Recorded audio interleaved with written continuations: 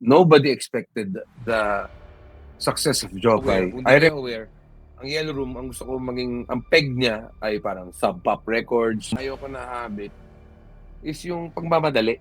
Hinahanap si bata na artist online, tapos may message niya na, would you like to be part of our roster or label based on one song? Yun kumbaga, if dumating ka sa point na, kumbaga, meron ka na agad na pirmahang kontra, ma-pressure ka to create the same success. Correct me if I'm wrong, pero the intention is the most important thing. Like for example, if the artist is an artista, tapos ang hobby niya is to play the guitar, and he's trying his best to perfect that craft, you give respect to that person. He's not trying to be a musician.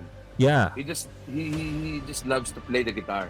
Pero kung ang intention ng artista ay kumanta para lumago yung finances niya.